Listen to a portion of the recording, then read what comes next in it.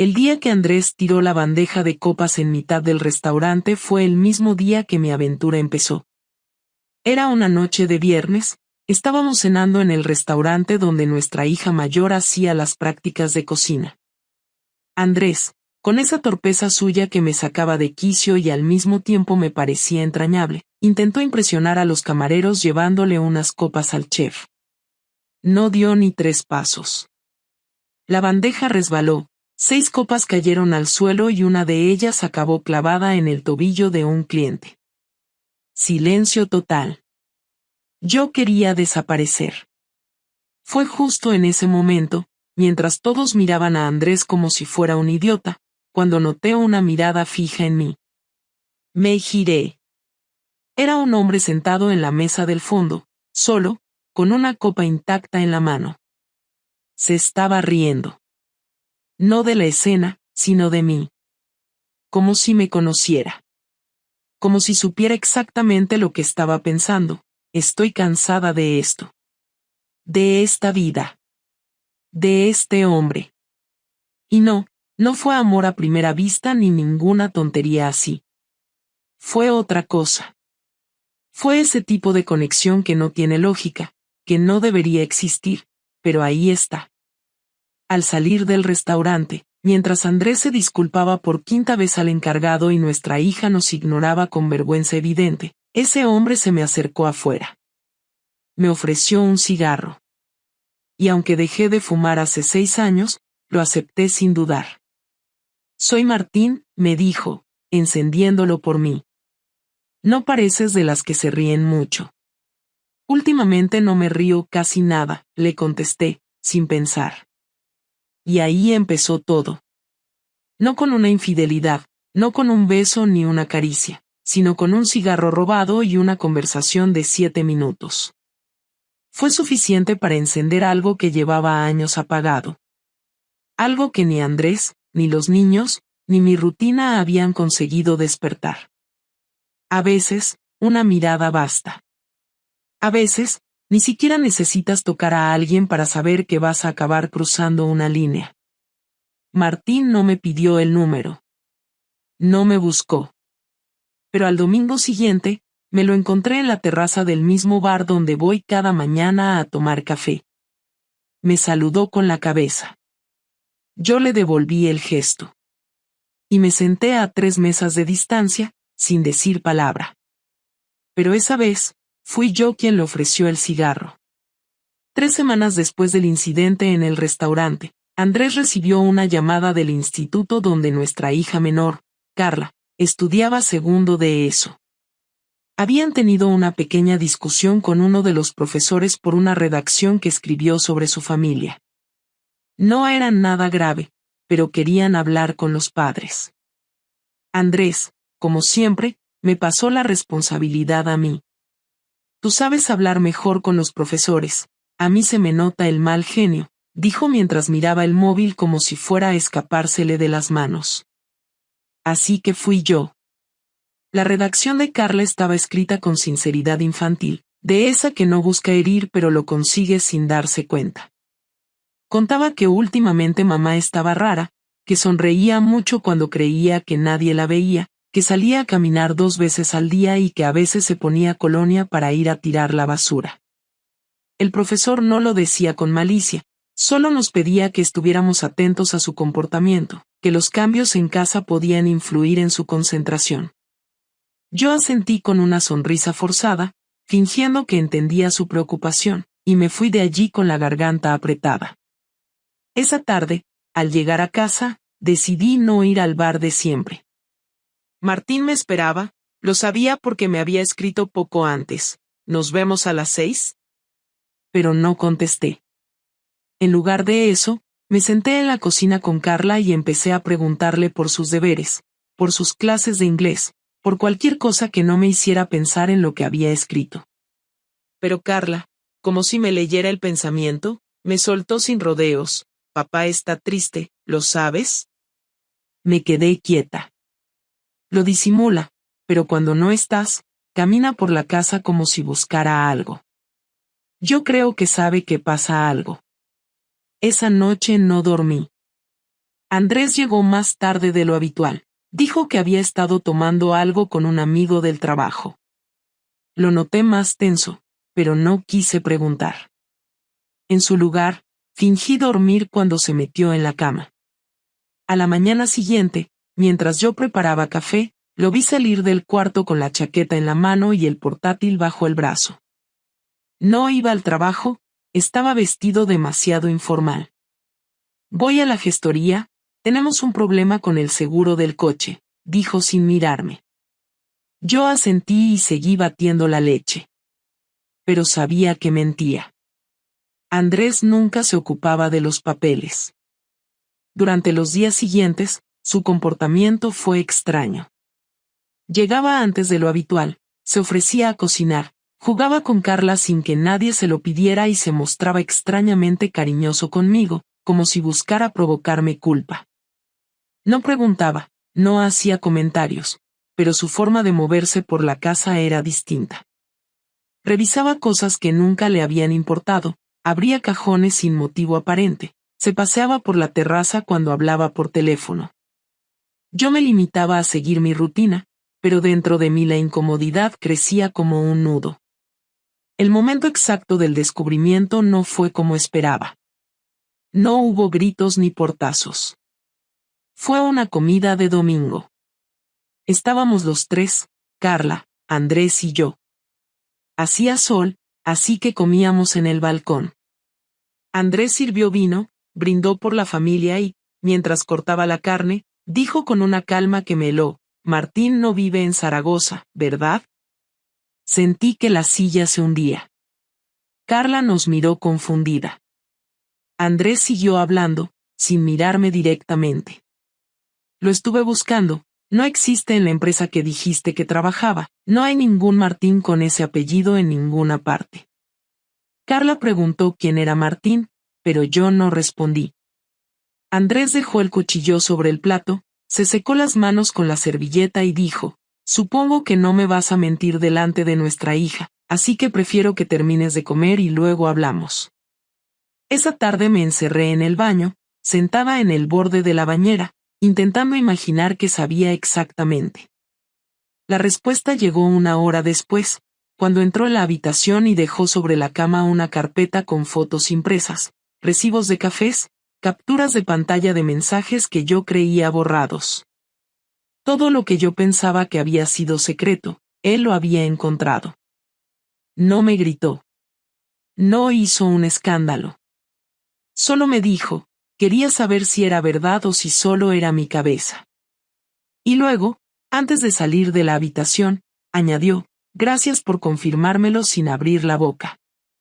Esa fue la primera vez en mucho tiempo que me sentí desnuda de verdad. No por lo físico, sino porque ya no había nada más que ocultar. Y lo peor es que parte de mí sintió alivio. Por fin se había roto esa tensión.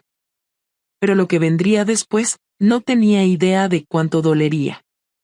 Esa misma noche, cuando Carla ya estaba dormida y la casa parecía en pausa, Andrés entró en la cocina sin decir nada. Yo estaba sentada en la mesa, sin moverme, con una taza de té que no pensaba beber. Él se sirvió agua del grifo, la bebió de un trago y me miró como si no me conociera. Se apoyó en la encimera y cruzó los brazos, pero no abrió la boca. Yo tampoco. Pasaron al menos 2 minutos así, sin que ninguno dijera una palabra. Entonces rompió el silencio con una frase que no esperaba. ¿Cuántas veces fue? No hubo rabia en su tono, solo una necesidad seca de saber. Yo tardé unos segundos en reaccionar, intenté pensar en qué versión contarle, pero me interrumpió antes de que pudiera abrir la boca. No quiero que me mientas, Laura. Dímelo sin rodeos, ¿cuántas veces estuviste con él? 4, dije sin levantar la mirada. No tenía sentido mentir a estas alturas, no con todas las pruebas encima de la cama, no con el peso que ya se había instalado entre nosotros desde hacía semanas. Andrés cerró los ojos y asintió lentamente. Caminó hasta la silla frente a mí y se sentó con las manos entrelazadas, los nudillos blancos por la tensión. ¿Dónde?, preguntó. Una vez en su coche, Otra en un piso que alquiló, las otras 2 en un hostal de las afueras, respondí. Sus labios temblaron ligeramente, pero no hizo ningún comentario. Solo anotaba cada dato con la mirada clavada en la mesa. ¿Y por qué?, preguntó después, y esa fue la pregunta que me dejó en blanco. No porque no supiera la respuesta, sino porque sabía que ninguna explicación iba a servirle. Podía decirle que me sentía sola, que la rutina me había ahogado, que necesitaba sentirme deseada, pero todo eso iba a sonar a excusa. Y yo misma había jurado durante años que nunca sería de esas personas que se escudaban en su infelicidad para traicionar. Así que lo dije con palabras que ni siquiera había ensayado, porque quise hacerlo. Porque me sentí viva por un momento. Porque me dejé llevar. No hay una razón que te vaya a hacer sentir mejor. Andrés golpeó la mesa con la palma abierta, sin fuerza, pero con frustración. ¿Y eso justifica destruir lo que teníamos? No esperó respuesta. ¿De verdad pensabas que esto no se iba a saber nunca, que podías acostarte con otro hombre y seguir desayunando conmigo como si nada? Intenté parar, murmuré, aunque sonó más patético de lo que esperaba. Andrés rió sin alegría. Claro que lo intentaste. 4 veces. Lo tuyo es puro esfuerzo. No respondí. Me limité a mirar cómo sus manos temblaban, cómo su mandíbula se tensaba. ¿Él está casado?, preguntó. Negué con la cabeza. ¿No tiene hijos? Tampoco. ¿Tiene algo que perder? No. Andrés se quedó callado un momento, luego se levantó de la silla. Caminó hasta la nevera, la abrió sin mirar y la volvió a cerrar. Se quedó allí de pie, de espaldas a mí, en completo silencio. Finalmente, dijo, tú sí tenías cosas que perder. Y aún así lo hiciste. Me giré hacia él. No planeé esto, Andrés. No lo busqué. Él se volvió, caminó hacia mí y se apoyó en la mesa, inclinándose. No lo planeaste, pero lo hiciste. No lo buscaste, pero contestaste cada mensaje, fuiste a cada sitio, mentiste cada día. No lo buscaste, pero lo mantuviste en secreto, y eso requiere voluntad. No me trates como a un imbécil, Laura. Su voz ya no era calma, tenía una rabia contenida que no le había visto en años. Y entonces llegó la parte que más me dolió. Fue mejor que yo. No supe qué decir. No contestes, da igual. Ya tengo suficiente humillación por un día. Salió de la cocina sin más palabras. Yo me quedé allí sentada, con la taza de té ya fría, preguntándome si eso que acababa de pasar era el fin o el principio de algo peor. Quise llorar, pero no me salían lágrimas. Solo había una especie de vacío que me llenaba el pecho, una sensación de que lo que había roto no se podía reparar ni con disculpas ni con tiempo. Andrés no volvió a decirme una palabra en toda la noche. Se encerró en la habitación de Carla, donde durmió en su cama infantil, con los pies colgando por fuera del colchón. Al día siguiente, cuando me levanté, ya se había ido. Ni una nota, ni un mensaje. Solo su cepillo de dientes desaparecido del baño y su cajón del armario vacío. Era como si nunca hubiera estado ahí. Como si hubiera decidido borrarse antes de romper algo más. Me senté en nuestra cama y, por primera vez en semanas, sentí verdadero miedo. No a que se fuera, sino a que ya no le importara quedarse. Durante los días siguientes, Andrés no volvió a casa.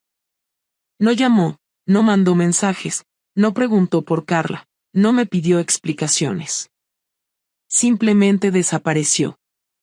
Me limité a cubrir su ausencia con excusas para nuestra hija, diciéndole que tenía trabajo fuera, una auditoría en Madrid, algo que sonaba lo bastante importante como para no levantar sospechas.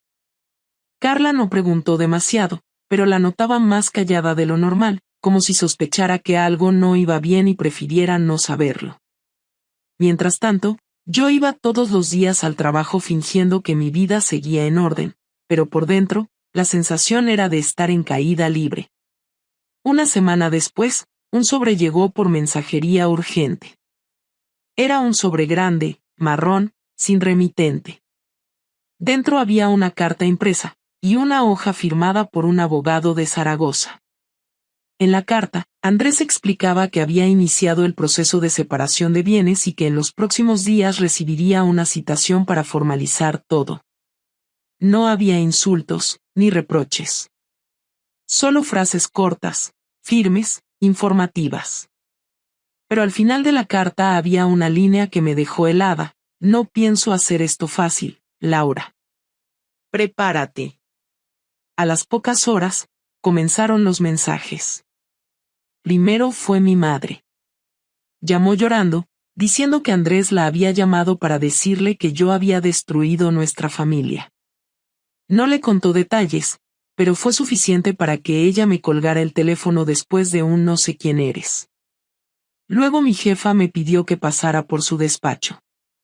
Andrés había enviado un correo electrónico con copia de las capturas de pantalla de mis mensajes con Martín, y una nota explicando que, por ética profesional, no podía seguir compartiendo entorno laboral con una persona que había mentido durante meses a su pareja y a su familia mientras ocupaba un puesto de confianza en la empresa. Mi jefa, aunque intentó mantener la compostura, me sugirió que me tomara una baja voluntaria mientras decidían qué hacer conmigo. No era un despido directo, pero entendí el mensaje. Salí de la oficina sin decir nada, con la cabeza baja, sabiendo que la vergüenza me iba a seguir durante mucho tiempo. Ese mismo día, otra bomba estalló. Carla recibió una nota anónima en su casillero del colegio. En ella alguien había escrito que su madre era una puta que se acostaba con hombres jóvenes mientras su padre trabajaba. No supe cómo reaccionar cuando ella me lo contó. La llevé al colegio al día siguiente para hablar con la directora, pero no sirvió de nada. Ya estaba hecho. Los rumores volaban. Los padres en el grupo de WhatsApp empezaron a salirse en silencio. Las invitaciones a cumpleaños se esfumaron. Carla se volvió más cerrada, más seca, y aunque no me lo dijo directamente, pude ver en sus ojos que me culpaba. Martín, por su parte, desapareció también. Le mandé varios mensajes, ninguno tuvo respuesta. Fui al bar donde nos veíamos, ya no trabajaba ahí. Pregunté al camarero, me dijo que había dejado el trabajo hace una semana y que no había vuelto. Fue entonces cuando entendí que Andrés había contactado con él. No sé qué le dijo, pero fue suficiente para hacerlo desaparecer. Pensé en buscarlo, en plantarme en su casa, pero sabía que no iba a servir de nada. No iba a volver. ¿Y si lo hacía, para qué? La gota final llegó el lunes siguiente. Carla me entregó una hoja que le habían dado en clase. Era una autorización firmada por su padre para asistir a un campamento de verano en la costa, organizado por una fundación privada. En la hoja estaba también una carta manuscrita de Andrés dirigida a ella, llena de cariño, donde le decía que quería pasar el verano con ella, que necesitaban tiempo juntos para entender lo que estaba pasando. En ningún momento me mencionaba.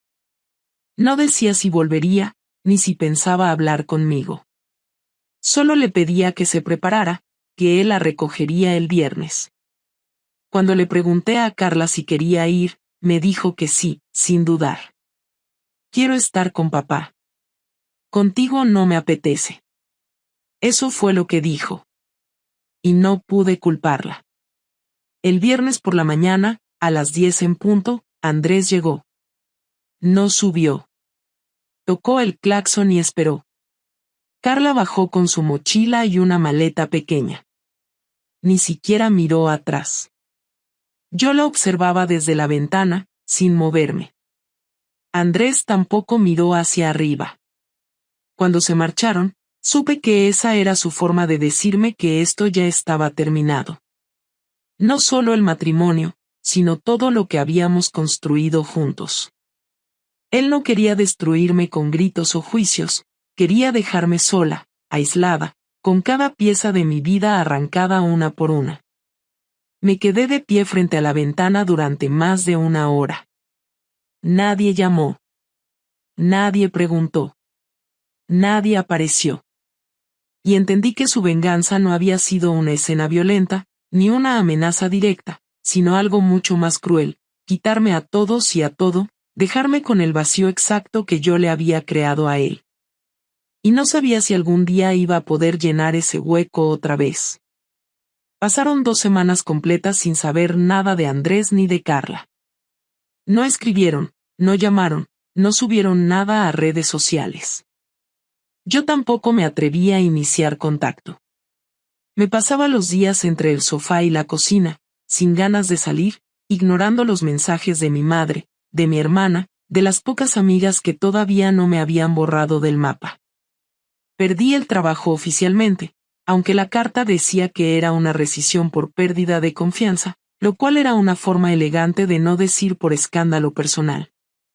El teléfono sonaba poco y, cuando lo hacía, era para cosas administrativas, abogado, citación judicial, papeles. Cada vez que veía el nombre de Andrés en algún documento, sentía como si me pasaran una cuchilla por dentro, pero no decía nada, solo firmaba, escaneaba y enviaba.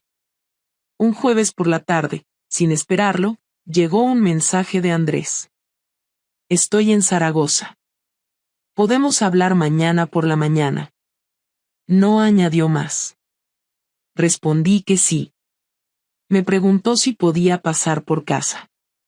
Acepté. Me pasé la noche limpiando, no por él, sino porque necesitaba que al menos la casa no reflejara lo que yo sentía por dentro.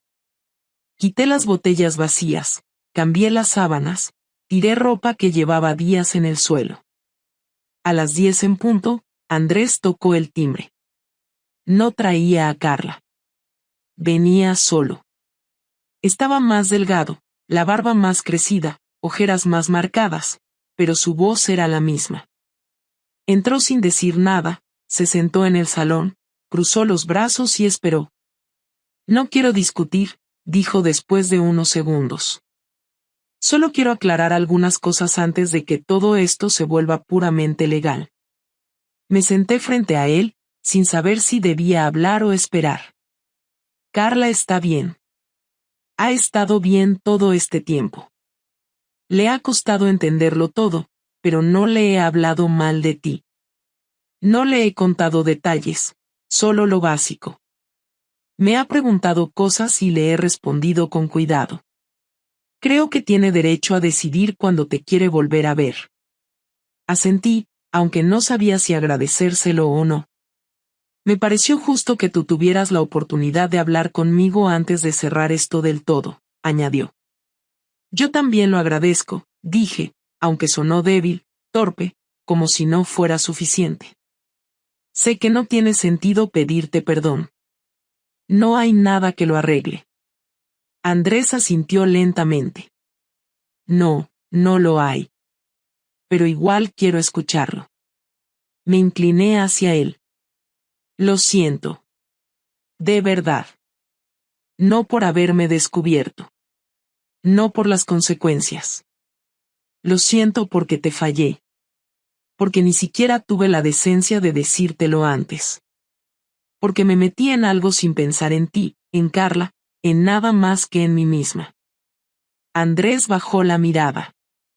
Te costó decir eso. Se nota. Me hubiera gustado escucharlo antes. Se hizo un silencio incómodo, largo. Él fue quien volvió a hablar. No te odio, Laura. No tengo fuerzas para eso.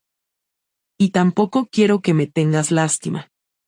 Lo que hiciste estuvo mal, pero no pienso pasar el resto de mi vida con ese peso encima. Lo que sí tengo claro es que no puedo seguir contigo. No puedo dormir sabiendo que cualquier momento feliz que recordaba ahora tiene fecha de caducidad. Lo miré a los ojos. ¿Hay alguna posibilidad de que, con el tiempo, al menos podamos hablarnos bien? Andrés se tomó su tiempo. No lo sé.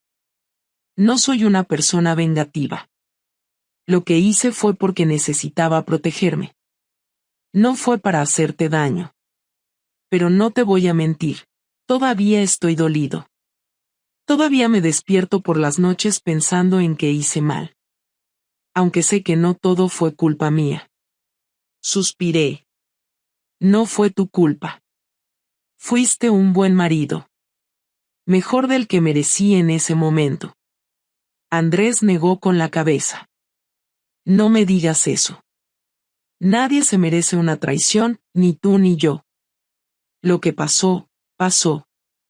Y ahora cada uno tiene que seguir con lo que le toca. Nos quedamos un rato más en silencio, hasta que él se levantó. Tengo que irme. Carla me espera en casa de mis padres. Lo acompañé hasta la puerta. Antes de salir, se giró. Si ella quiere verte, te lo haré saber. Pero no insistas. Deja que sea ella quien decida. Lo mínimo que puedes hacer ahora es respetar sus tiempos. Asentí de nuevo. Gracias por venir. Andrés no respondió. Solo se marchó. Cerré la puerta y me apoyé en ella. No lloré. Ya no tenía lágrimas. Solo un peso, denso, permanente. Era la primera vez que hablábamos sin gritar desde que todo se había roto.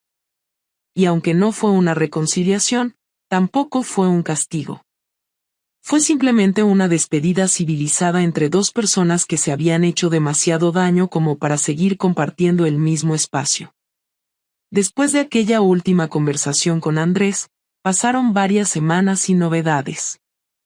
Carla no llamó, no preguntó por mí, y aunque intenté mantenerme firme y no escribirle, más de una vez abrí el chat para luego cerrarlo sin escribir nada. Decidí que no insistiría. Andrés había sido claro, y lo menos que podía hacer era cumplir con esa única condición. Me despertaba temprano, no porque tuviera algo urgente que hacer, sino porque el cuerpo se acostumbró a la incomodidad. La rutina se volvió monótona, casi mecánica. Compraba lo justo, limpiaba lo necesario, hablaba lo mínimo. Todo el entorno que antes parecía ruidoso ahora tenía un silencio que se metía en cada rincón. Pero no era tristeza lo que más sentía. Era una mezcla rara entre vacío y aceptación, como si mi cuerpo todavía no terminara de asimilar lo que había pasado. Volví a trabajar, aunque no en lo mismo. Con lo de la empresa anterior cerrado, busqué un puesto de oficina sencillo, lejos de jefes conocidos y de compañeros que sabían mi historia. Me contrataron como administrativa en una gestoría pequeña, y aunque el sueldo era menor, al menos el ambiente era neutral. Allí nadie me miraba raro. Nadie sabía lo que había hecho, y por primera vez en mucho tiempo, me sentí una persona sin etiqueta. Durante las primeras semanas no hablé con nadie más de lo necesario, pero una tarde una compañera nueva se sentó conmigo en el descanso del café. Me preguntó si tenía hijos. Le dije que sí, una hija. Me preguntó si vivía conmigo. Le dije que no. No preguntó más. Y eso me alivió. Empecé a salir a caminar por las tardes. No al mismo bar de antes, no por las mismas calles. Necesitaba cambiar de zonas, ver caras nuevas, respirar otro ambiente. Un día me encontré con una vecina del bloque con la que antes hablaba mucho, pero que también se había distanciado. Me saludó con una sonrisa breve y me preguntó si seguía casada. Le dije que no. Bueno, no fuiste la primera, ni serás la última, me dijo mientras subíamos en el ascensor. No supe si lo decía con compasión o con indiferencia, pero no me molestó. Me di cuenta de que ya no me afectaban los juicios ajenos. A esas alturas, lo único que realmente me dolía era la distancia con Carla. Una tarde de sábado, mientras doblaba ropa, el móvil vibró. Era un número desconocido. Contesté, y escuché su voz. Hola, mamá. Me quedé quieta. Hola, Carla. No supe qué decir después. Ella habló. Papá me dijo que no te molestara, que tenía que decidir yo si quería hablar. Y decidí que sí. Me senté en la cama, conteniendo la respiración. ¿Cómo estás?, pregunté. Bien. Volví a clases. Estuve en casa de los abuelos unos días, y ahora estamos otra vez en el piso. Le dije que me alegraba. Me preguntó si seguía en el trabajo. Le dije que sí. Silencio. ¿Podemos vernos un día?, soltó de golpe. Quiero hablar contigo. Quiero entender. Le dije que sí, cuando quisiera. Quedamos para el miércoles, en una cafetería del centro. Ese miércoles me vestí sin exagerar, me peiné como solía hacer antes de todo esto y llegué 10 minutos antes. Carla llegó puntual, con su mochila del instituto al hombro. Nos saludamos con 2 besos, como 2 conocidas, y nos sentamos. No pidió nada. Solo me miró. ¿Por qué?, fue lo único que dijo. No me excusé, no adorné. Le conté lo que ella podía entender. Que había estado confundida, que había tomado malas decisiones, que no pensé en las consecuencias, que no supe manejar lo que me pasaba por dentro. Me escuchó sin interrumpir. No lloró. Cuando terminé, me dijo, te equivocaste. Mucho. Pero quiero poder perdonarte. No sé si puedo ahora, pero quiero poder. Le dije que no esperaba otra cosa. Que estaría allí cuando ella lo decidiera. Nos despedimos con un abrazo breve, tenso, pero real. Fue el principio de algo, aunque no supiera qué. Ahora, meses después, puedo decir que ya no espero recuperar nada. No porque haya renunciado a todo, sino porque entendí que algunas cosas no se reparan, solo se aceptan.